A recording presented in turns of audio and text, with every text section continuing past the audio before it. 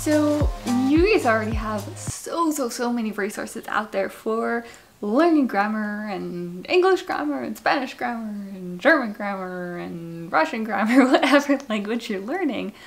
But what you don't already have out there is my thoughts on grammar. So today I'm just going to be sharing with you guys basically the perspective I have around grammar and how we learn grammar within a language. So regardless of what language you're learning, you will be able to use the information here to improve your ability to learn and understand grammar. And yeah, so with grammar, it's one of those things that it sounds like a necessary evil to learn, and I love grammar. I honestly do love grammar, but there are parts of it that are somewhat painful to learn, I'll be honest. And it is a structure, essentially, of the language. And that's what's so cool about language and linguistics, is that it is so structural and that we do learn, all of these systems and put them together. And within grammar, so we have the grammar of a sentence, right? We have, parts of speech, we have our verbs, nouns, prepositions, all of those. And then we also have our punctuation, and we have, our commas and periods and semicolons and colons and all of that. And all of these structures and rules, it's very much like anything else, like learning anything, is that we learn all of these structures, we learn these systems, right? We learn how to create a sentence, we learn how to build a paragraph, we learn how to write an entire essay or a story or paper, whatever it is. And we learn it with the basic mechanics of language and following those structures.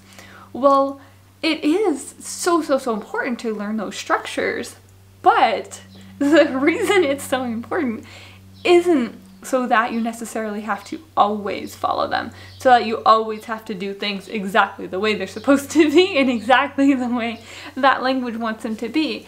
So I like to think of grammar as basically it's like the guidelines for communication. So imagine that you are, communicating with anyone, anywhere in the world, and you're using your language, whether it is written or spoken or signed, anything. You have your system for communicating, right? And you use that because it's like a set of standards that everyone knows you can use to communicate. Well, what's really cool about grammar is that once you learn all of those systems, once you learn not just how to use all of the punctuation and how to, correctly write a sentence and write a paragraph and write an essay and write all of those so that you can be understood, now is the time when you get to go back through everything and create your own style with it. So grammar is kind of like training wheels, because it's you need it to get started with the language, but it is only the very beginning. And then from there, you can go on to create your own language within that language.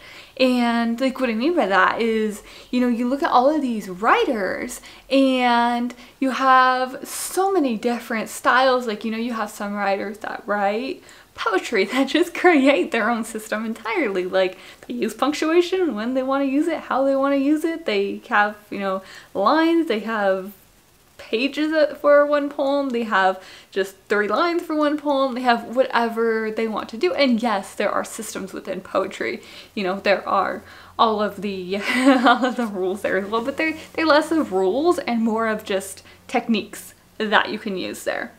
And then you have authors of books, of novels, of stories that have their unique style within their writing. And that style can come across in the punctuation of their language. Maybe they decide to write one sentence that is multiple pages long and uses lots of semicolons and commas and hyphens and colons and all of that, and it's grammatically correct, or at least it uses grammar so that it can be understood by the reader. And then you have other authors who maybe like to use very short sentences. So there are, many sentences on a page, or a blend of all of these techniques, which ideally is where you want to be, some kind of a blend of the techniques where you create your own style with them. You probably won't be using just one or just the other.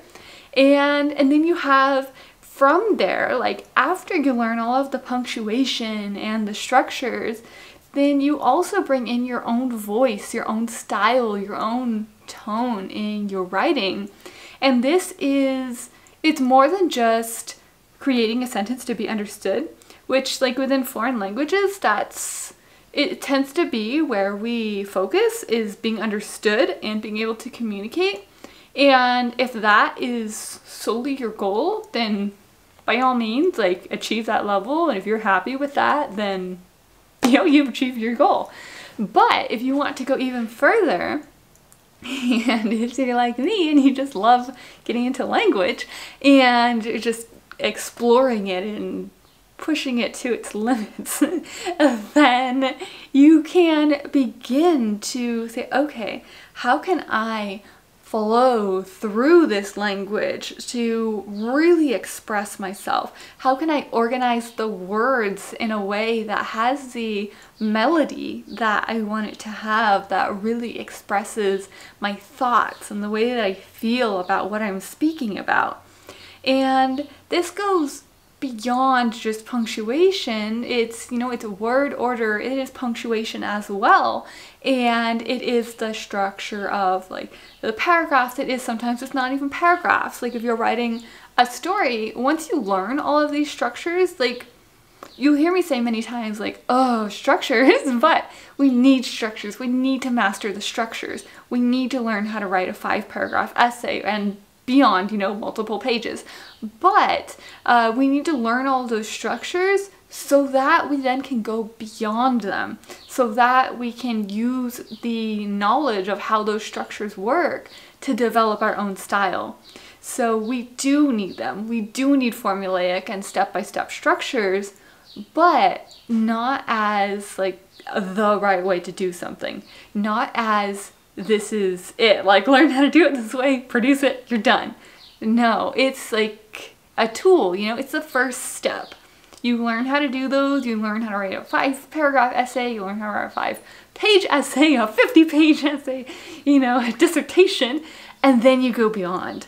And you just write and write and write. You create your own style and you play with language. You find new scenarios within the language that maybe there isn't even a punctuation or grammar rule for yet. And so you think about it and you say, okay, well, I know that like a semicolon separates 2 independent clauses and I've got those here, but maybe I don't want it to feel that way, so I'm going to use something else. I'm going to use a hyphen, or I'm going to use, I'm going to instead, like, I want this to be just a complete expression of my thoughts, and I don't want to use punctuation. I'm going to write like a poem and just let it flow and use my lines as my punctuation. And so you have all of these options, but, and this is really crucial here, is that you can only do this once you learn the structures. I mean, potentially, you could do this, but you're only going to have the knowledge of how to create this style of writing once you have mastered all of those structures and then create your own. Because that's the whole idea here, is that you learn the structures not for the purpose of learning them, but for the purpose of understanding what they do.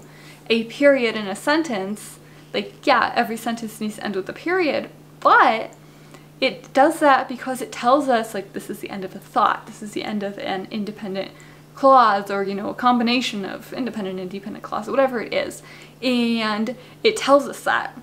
So once we understand that at that level, once we understand that a comma, contains an independent clause or potentially a dependent clause or potentially like an independent clause, and then, you know, a conjunction and then another independent clause, then we know like, okay, this is how this works, this is what it does, let me use it in my own way. It's very much like art, like just an expression, how you learn all of the techniques, like all of the paintings over here.